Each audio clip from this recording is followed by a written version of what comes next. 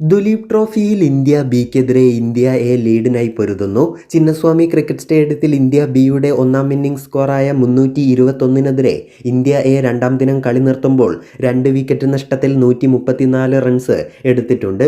Riyan Parag 27, KL Rahul 23 എന്നിവരാണ് നിലവിൽ ക്രീസിൽ. നേരത്തെ മുഷീർ ഖാന്റെ 181 റൺസാണ് ഇന്ത്യ ബിയെ മികച്ച സ്കോറിലേക്ക് നയിച്ചത്. ആകാശ് ദീപ് 4 വിക്കറ്റും എടുത്തു. ഓപ്പണർമാരായ മയാങ്ക് അഗർവാൾ 36, ശുഭ്മാൻ ഗിൽ 25 എന്നിവരുടെ വിക്കറ്റുകളാണ് ഇന്ത്യ എക്ക് നഷ്ടമായത്. 2 വിക്കറ്റുകളും സൈനിക്കായിരുന്നു. ഗില്ലിനെ സൈനി ബോൾഡാക്കിയപ്പോൾ മയാങ്കിനെ വിക്കറ്റ് കീപ്പർ ഋഷഭ് പന്തിന്റെ കൈകളിലേക്ക് പറഞ്ഞയച്ചു. ഇരുവരും ഒന്നാം വിക്കറ്റിൽ 57 റൺസ് ചേർത്തിരുന്നു. പിന്നാലെ പരാഗ് രാഹുൽ സഖ്യം വിട്ടുപിരിയാത്ത 68 റൺസും കൂട്ടിച്ചേർത്തിട്ടുണ്ട്. ഇപ്പോഴും 187 റൺസ് പിറകിലാണ് ഇന്ത്യ എ.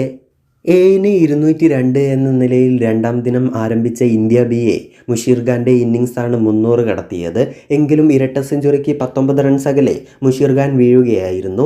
5 സിക്സും 16 ഫോറും ഉൾപ്പെടുന്നതായിരുന്നു മുഷീർ ഖാന്റെ ഇന്നിംഗ്സ്.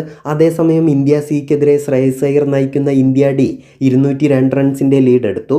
രണ്ടാം ദിവസം കളി നിർത്തുമ്പോൾ രണ്ടാം ഇന്നിംഗ്സിൽ 8ന് 206 എന്ന നിലയിലാണ് India D. Shreyas Iyer 54, Devdutt Padikkal 56, Ricky boy 44 എന്നിവർ തിളങ്ങി. അക്സർ പട്ടേൽ 11 റൺസ് എടുത്തും ഹർഷിത് റാണ 0 റൺസ് എടുത്തും ക്രീസിലുണ്ട്. ശ്രീകർ ഭരത് 16 റൺസ് നേടി പുറത്തായി.